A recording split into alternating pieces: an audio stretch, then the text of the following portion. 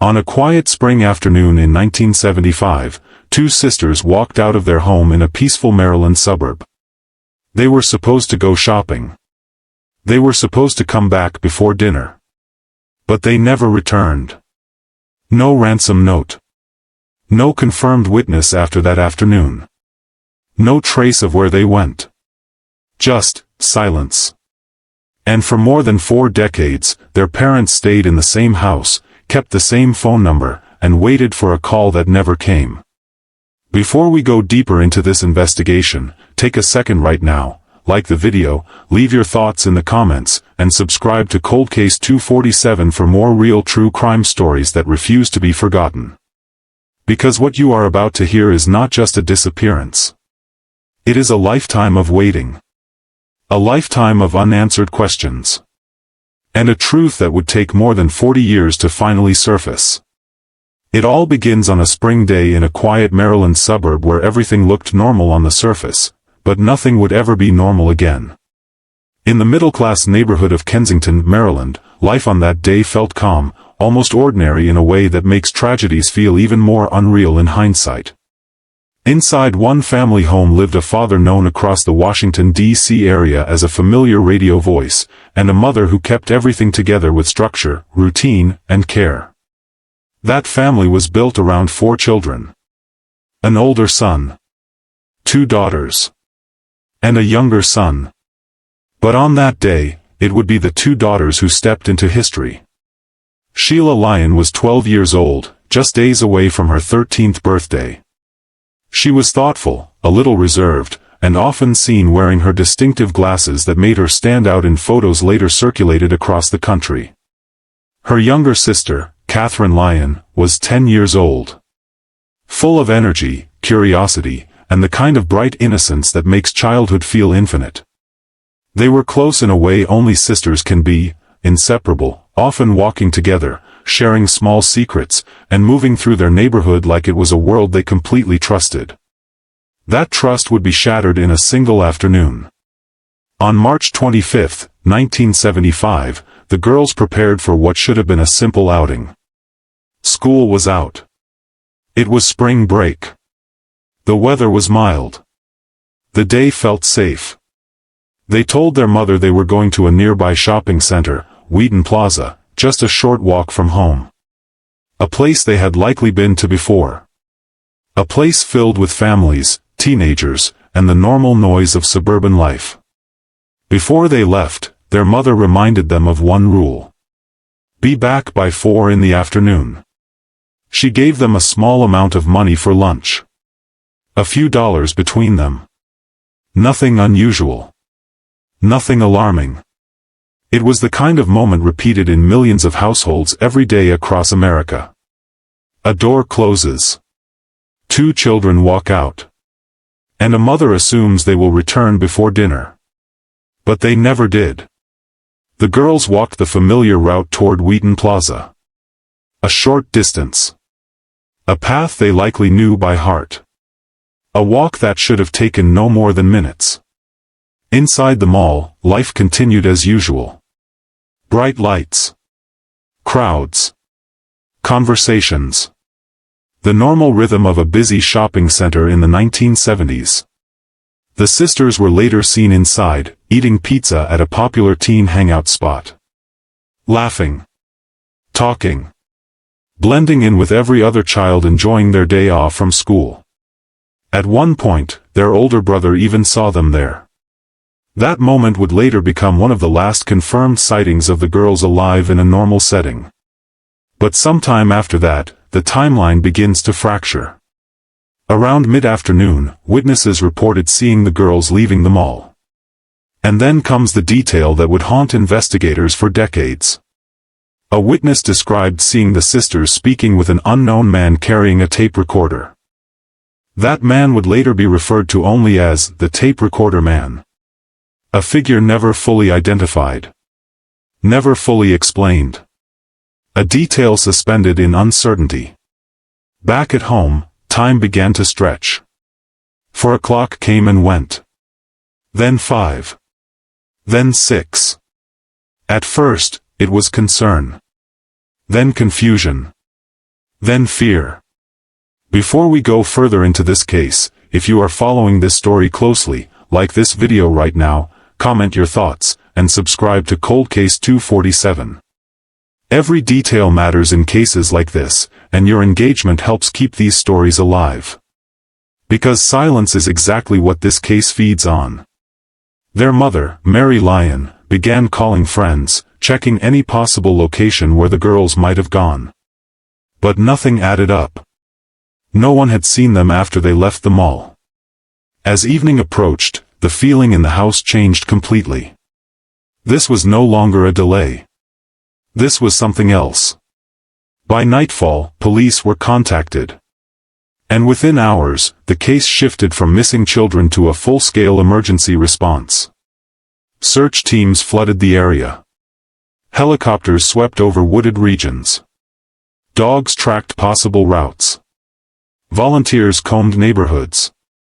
Posters with the girls' faces appeared on telephone poles, storefronts, and community boards across the region. And yet, despite the overwhelming response, nothing was found. No trace of movement. No evidence of where they went after leaving the mall. No confirmed sightings. It was as if they had stepped out of one world and never entered another. The early days turned into weeks. Weeks turned into months. And slowly, the urgency of the investigation gave way to something far more painful. Stagnation. Investigators followed thousands of leads. Every possibility was examined. Every suspect interviewed. Every rumor chased down. But each path ended the same way. Nowhere. For the Lyon family, life became something that most people cannot imagine. They did not move on. They did not replace hope with acceptance. Instead, they remained exactly where they were. Waiting. Holding on to the belief that one day, the phone would ring. That one day, someone would walk through the door. That one day, the truth would finally arrive. Years passed. Then decades. The world changed around them, but their home remained frozen in time. And through all of it, John Lyon and Mary Lyon continued to appear in public, advocating for missing children, speaking at events, and refusing to let their daughters' names fade into silence. Their strength became symbolic. But behind that strength was a grief that never stopped breathing. A grief without answers. A grief without a body to bury. A grief that never ended. If you are still watching at this point, drop a comment with, "I'm still here." Let's see who is truly following this shocking story. Because what comes next is where everything changes. For nearly 40 years, the case remained cold. Files were reopened occasionally. New detectives reviewed old reports. But nothing broke the silence. Until 2013. A new cold case team decided to start over completely. No assumptions. No inherited conclusions. Just raw evidence. And buried within old documents was a name that had been largely ignored for decades. Lloyd Lee Welch Jr. At the time of the disappearance, he was an 18-year-old carnival worker who had been briefly interviewed as a witness at the mall. He claimed he had seen the girls. He claimed he saw them leave with another man. And then he disappeared from relevance in the investigation. But when detectives re-examined him decades later, something stood out immediately. He was not just a witness. He was a convicted sex offender with a long history of predatory behavior involving young girls across multiple states. And he had been in the exact location at the exact time the girls vanished. Even more disturbing, a police sketch from 1975 showing a man watching the sisters inside the mall bore a striking resemblance to Welch. Same facial structure. Same intense gaze.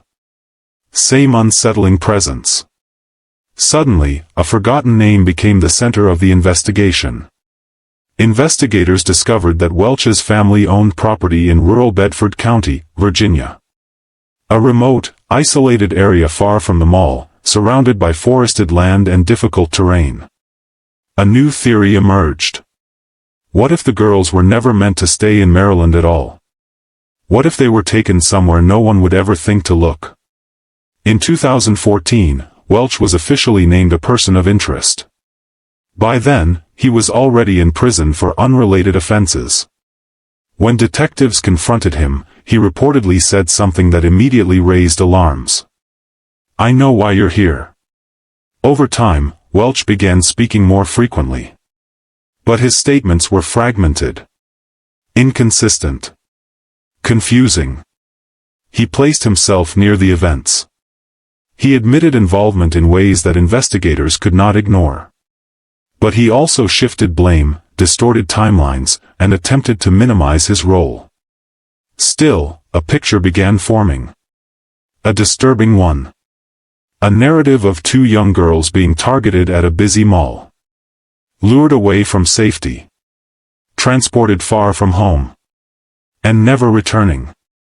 Investigators believed the girls were taken to rural property in Virginia, where the crime escalated into something far darker than anyone initially imagined. Welch later made statements suggesting the girls were harmed and that their remains were disposed of in a remote mountainous area. Search teams returned to the land. They dug through soil. They scanned terrain. They searched for anything that could confirm what happened. But the earth gave nothing back. No remains were recovered. No physical confirmation was ever found. And yet, prosecutors believed they had enough. Witness accounts. Confessions. Behavioral evidence. And a consistent pattern that placed Welch at the center of the disappearance. In July 2015, a grand jury indicted him on 2 counts of first-degree murder. The case that had remained frozen for decades was finally moving toward resolution. In September 2017, in a courtroom in Bedford County, Virginia, Welch pleaded guilty to 2 counts of felony murder.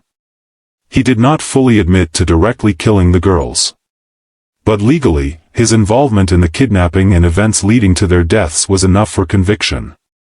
He was sentenced to 48 years in prison, effectively a life sentence. The courtroom was filled with investigators who had worked the case across generations.